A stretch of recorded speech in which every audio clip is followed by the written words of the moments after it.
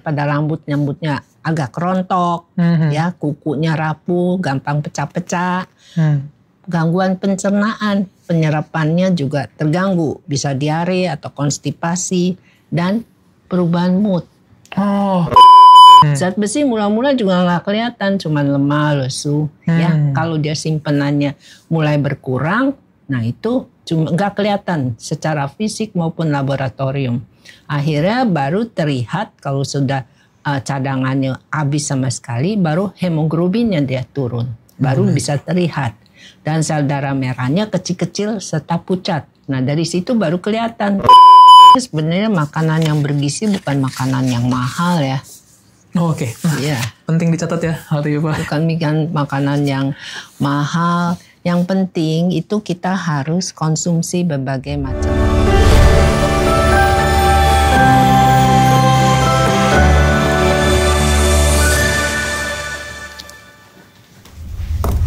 Halo, selamat siang Healthy People. Senang sekali menyapa Healthy People kembali dalam acara Diagnosa, Dialog Informasi Kesehatan. Ya, program yang dimana kita membahas hal-hal yang berkaitan dengan kesehatan dan tips-tips kesehatan tentunya.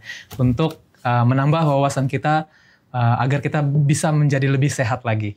Nah, hari ini kita akan mengadakan podcast Diagnosa dalam rangka memperingati atau menyambut Hari Gizi Nasional yang akan nanti dirayakan tanggal 25 Januari 2025 Healthy People. Nah, hari ini kita akan membahas mengenai yang namanya mikronutrisi ya bersama dokter atau pakar gizi ya dok ya. Dengan Dokter Santi Iswara, spesialis gizi klinik. Halo dokter, bagaimana kabarnya? Selamat siang, baik, terima kasih. Nah, ini Healthy People, beliau sudah tentunya sudah sangat pengalaman ya di bidang gizi dan kita akan mengulik jauh mengenai mikronutrisi ini ya dok ya. Dan berkaitan dengan gizi-gizi lainnya tentunya. Nah, sebelum membahas lebih jauh dok mengenai mikronutrisi, mungkin bisa dijelaskan dulu kepada Healthy People apa sih itu sebetulnya mikronutrisi dokter?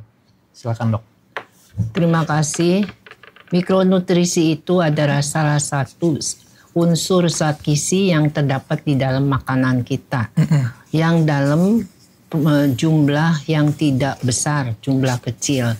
Tetapi jumlah kecil itu dia memegang peranan yang penting sekali dalam proses di dalam kebutuhan tubuh kita. Tuh. Jadi di dalam makanan itu di samping mikronutrien juga ada makronutrien. Makronutrien itu adalah zat gizi yang diperlukan dalam jumlah banyak. Misalnya contohnya karbohidrat, protein, lemak.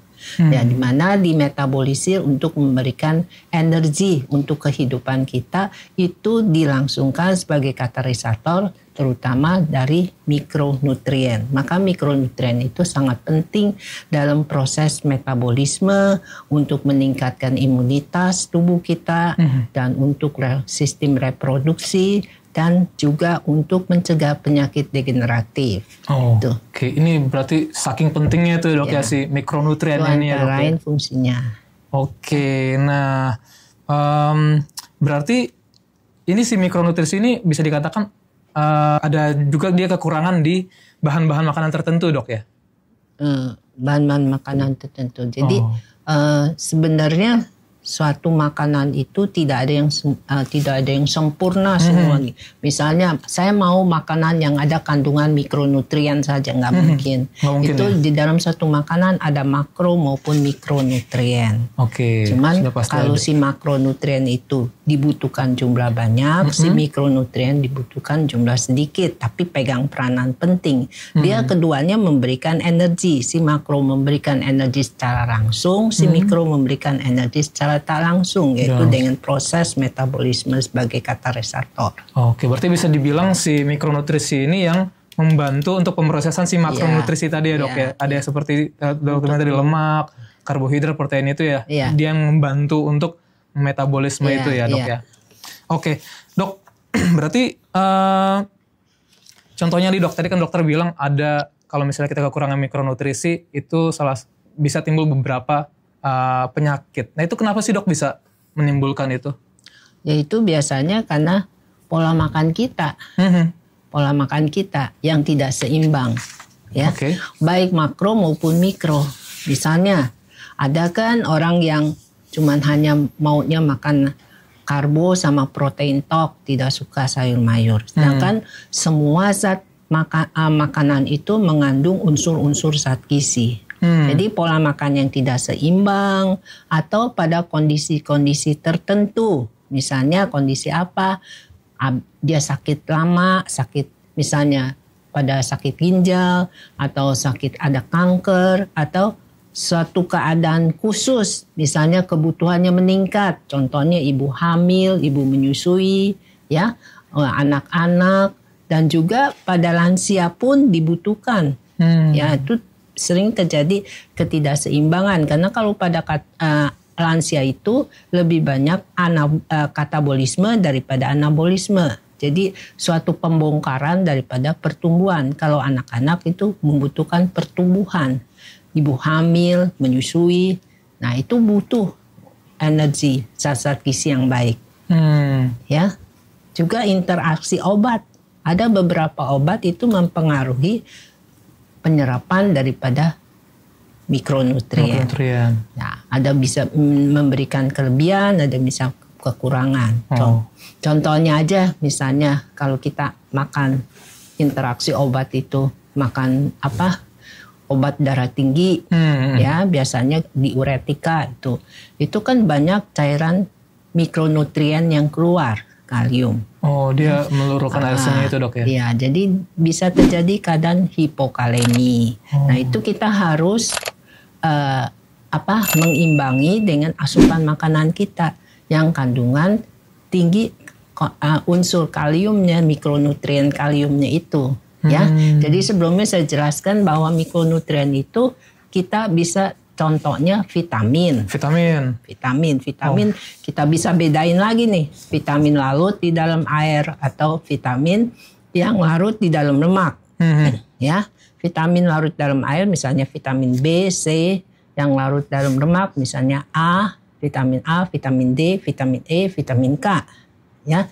Dan mineral juga kita bagi makro elemen, mikro elemen. Ya, jadi kalau makro itu misalnya natrium, kalium, kalsium, fosfat, sedangkan yang mikro elemen misalnya Fe, selenium yang dibutuhkan sangat kecil sekali. Jadi kalau makro dibutuhkan dalam gram berapa kalori sekian gram, sedangkan mikro dalam mikrogram, miligram. Jadi lebih kecil, maka kebutuhan kecil tapi prosesnya fungsinya sangat penting dalam tubuh kita. Wah, nih dengar bahasa-bahasa tadi saya berasa ingat zaman belajar dulu, Dok, belajar kimia.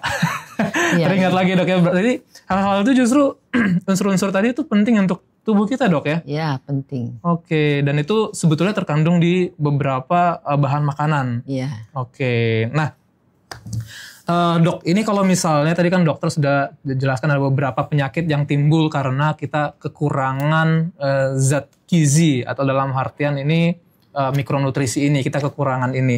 Nah, ada nggak sih, Dok, tanda-tanda khusus yang menunjukkan bahwa kita kekurangan mikronutrisi A atau kita kekurangan mikronutrisi B? Ada nggak itu misalnya? Mungkin dokter bisa. Secara umum ya.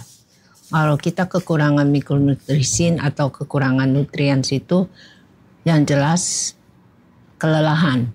Ya. Oh, itu udah pasti ya. 4L. Lemah, lesu, lemas, ya. Loyo, lunglai.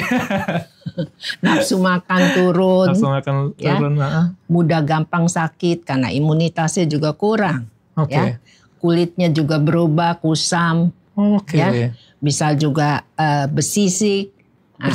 Bisa, ya. Dan juga kelainan pada rambutnya agak rontok, ya, kukunya rapuh, gampang pecah-pecah.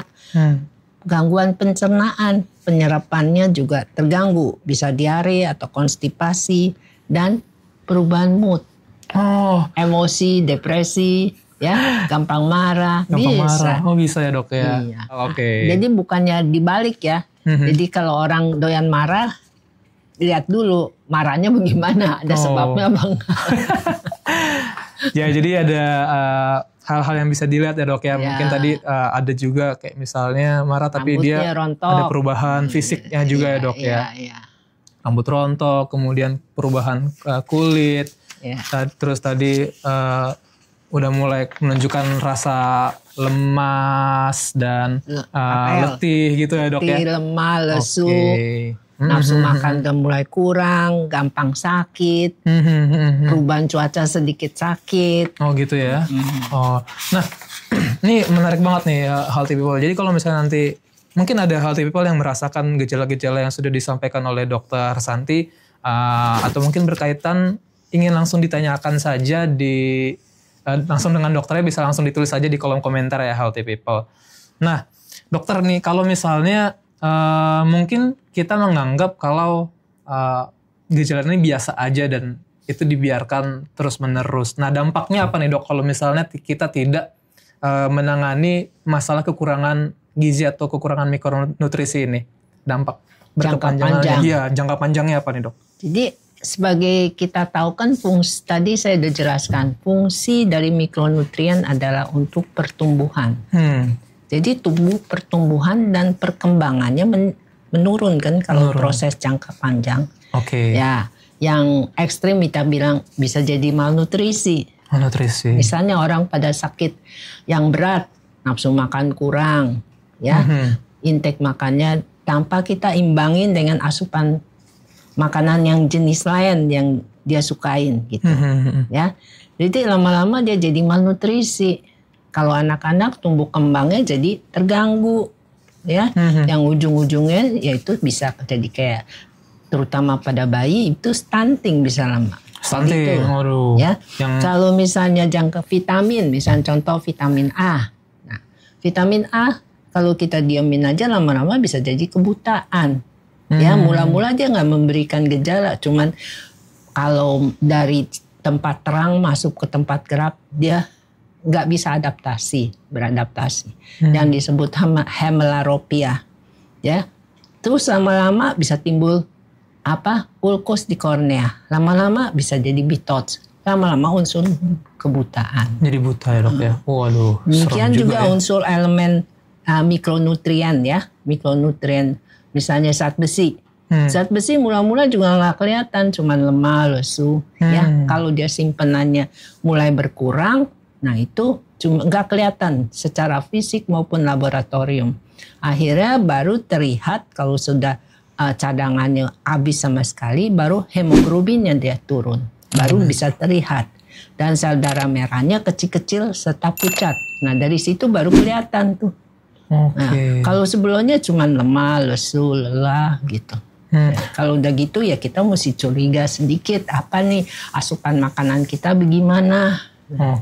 Itu kebalikannya kalau kita kelebihan, dia kalau lama-lama proses jadi obesitas.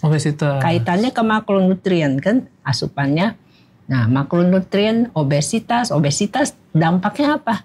Bisa jadi menyebabkan stroke, hipertensi, gangguan metabolik semuanya. Nah itu kan dampak akhirnya. Oh iya, waduh bahaya banget ya healthy people. Jadi kalau misalnya sudah mulai timbul beberapa gejala itu ada baiknya bisa langsung dilakukan pemeriksaan ke dokter ya healthy people. Jangan dibiarkan lama, apalagi kalau misalnya sudah timbul tadi yang ciri khasnya itu seperti lemas, letih, lesu, kemudian perubahan fisik, itu ada baiknya langsung dicek. Dan lebih baik lagi kalau misalnya kita melakukan pemeriksaan secara rutin tanpa harus menunggu timbul gejala dulu. Itu mungkin lebih baik bisa dicegah dari awal ya dok ya. Kita bisa mengoreksi apa yang salah nih dengan diri kita. Nah jadi bisa segera mungkin lah kita mengobati atau menjaga diri kita. Nah, berarti ini berkaitan dengan anemia ya dok ya? Tadi yang dokter sampaikan itu ya? Nah, berarti apakah cukup nih kalau misalnya untuk pasien yang anemia lah, itu cukup dengan mengkonsumsi tablet penambah darah saja atau ada hal lain yang bisa dilakukan ya dok? Kita lihat dulu jenis anemianya anemia apa. Jadi kalau anemia karena defisiensi besi, defisiensi gizi, anemia gizi, itu biasanya ke anemia defisiensi besi. Anemia bisa juga perdarahan, bisa timbul anemia. Ya kan, HB-nya bisa turun, hipovolemik jadinya. Kalau karena gizi, itu antara lain adalah zat besi. Karena untuk pembentukan sel darah merah itu dibutuhkan zat besi. Di samping zat besi juga ada perlu protein. Untuk penyerapannya dibutuhkan vitamin C. Untuk permeabilitas membran selnya dibutuhkan vitamin E. Jadi bukan zat besi aja. Macam-macam ya dok ya? Jadi harus ada unsur penyerapannya. Jadi zat besi itu juga kita bisa bedakan. Besi yang hem, besi yang non-hem. Nah, apalagi Fe. Nah, kalau besi yang hem itu biasanya banyak di hewani, penyerapannya bagus. Besi yang non-hem banyak di nabati, penyerapannya kurang.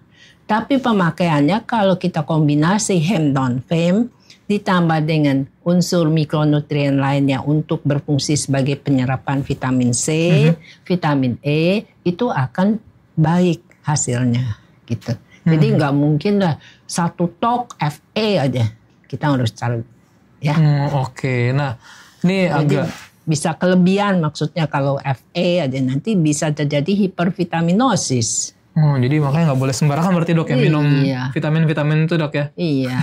Harus ditanya dulu mungkin ke dokternya atau bahkan ke dokter ahli gizi, healthy people kalau misalnya ingin mengkonsumsi vitamin ya. Jadi tidak boleh sembarangan juga. Tadi yang kita hindari adalah tadi ya kelebihan si vitamin-vitamin itu ya dok ya. Iya. Kelebihan mengkonsumsinya dan itu bahkan tidak baik untuk tubuh kita.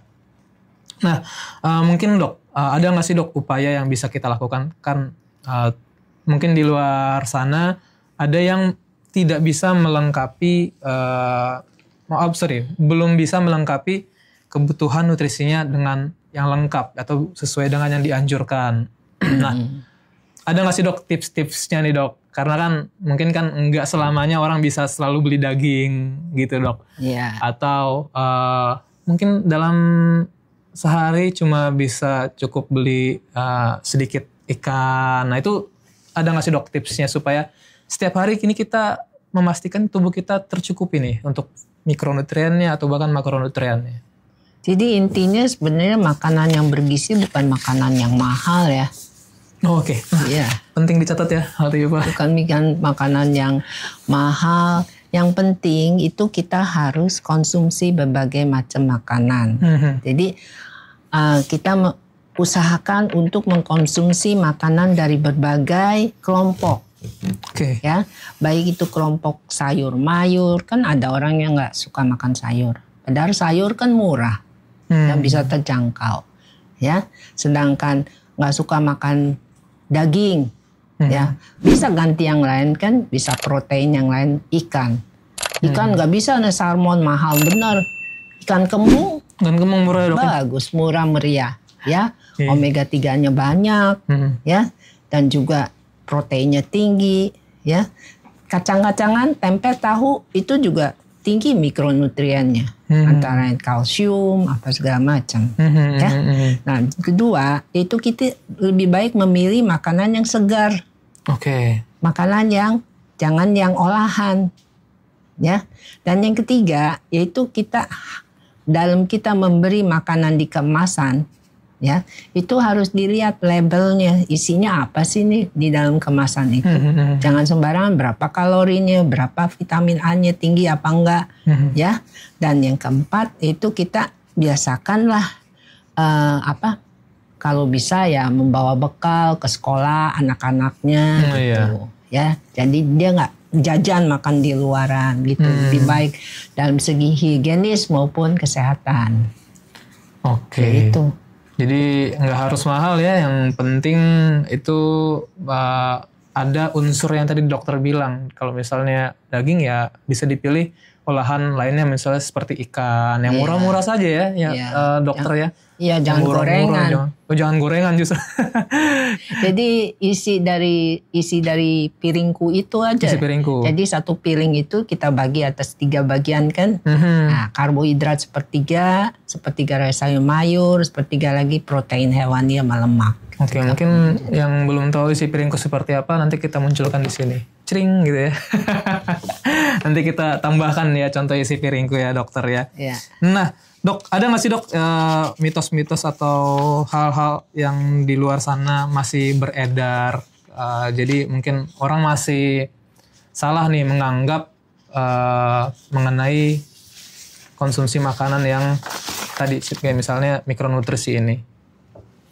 Jadi seringkali nih suplemen ya lebih baik daripada makanan alami. Itu mitos apa fakta? Kalau menurut saya, karena saya sudah sering dengar itu mitos.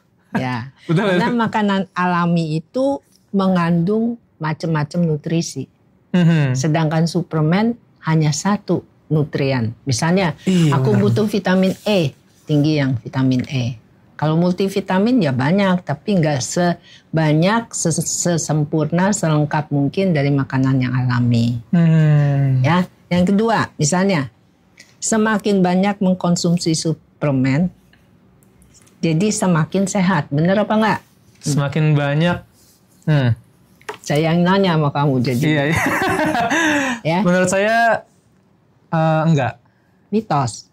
Iya. Iya. Kalau kebanyakan bisa terjadi hipervitaminosis. Hipervitaminosis seperti yang dokter sampaikan tadi di awal dok. Misalnya kalsium kebanyakan, tambah vitamin D, bisa jadi batu ginjal. Oh iya batu ginjal, waduh bahaya dok ya. Batu ginjal kemana-mana semuanya. Ya? Bisa dioperasi malah ya. Terus lagi, suplemen dapat mengobati semua penyakit, ya nggak? Bener nggak? Enggak, tapi hanya dia menjaga tubuh kita. Ya, itu betul faktanya. Dok, ya? Benar, itu mitos. Itu mitos. Suplemen nggak bisa ngobatin penyakit. Yang ngobatin penyakit ya medikamentosa. Nah, suplemen itu untuk menunjang kesembuhan. Dulu kan kita pernah tuh dok, zaman dulu sampai rebutan atau war untuk beli suplemen multivitamin ya dok ya. Iya. Tapi itu hanya menunjang sebetulnya dok ya. Iya. Oke, berarti kayak misalnya nih dok kan di luar sana juga ada vitamin seperti vitamin E untuk kesehatan kulit. Berarti itu termasuk tidak boleh sering-sering dikonsumsi juga dok? Iya.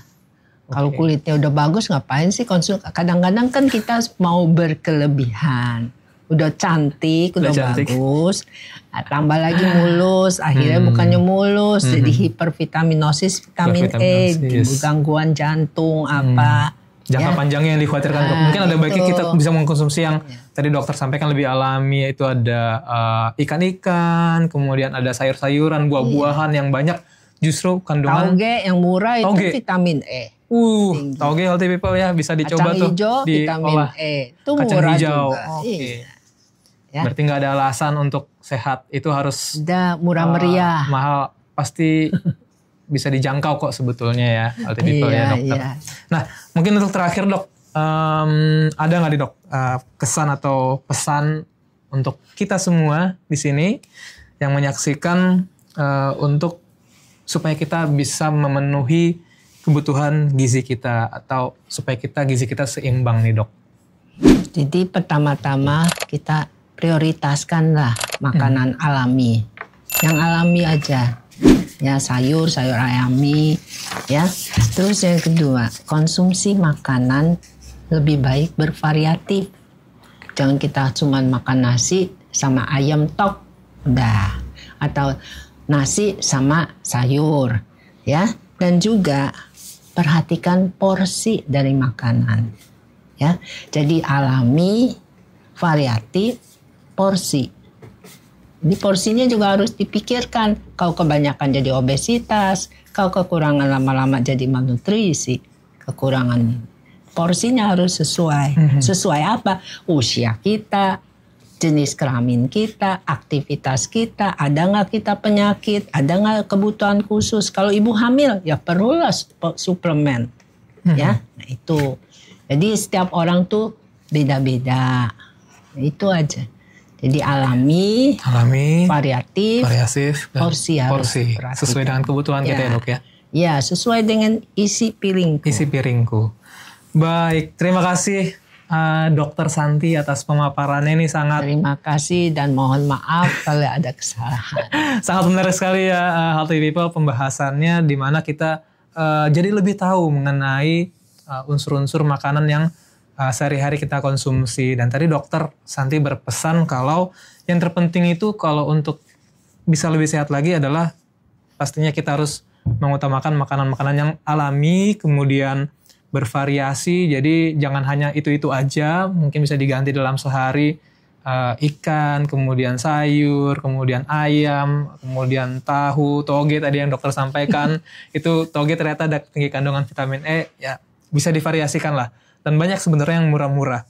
Dan tentunya porsi, jangan sampai berlebihan dan jangan sampai kekurangan. Nah, bagi healthy people yang belum sempat menyaksikan pembahasan kita siang hari ini atau mungkin belum sempat bertanya-tanya, bisa nanti nih langsung tanya-tanya aja dengan Dokter Santi di Poligizi Klinik kami.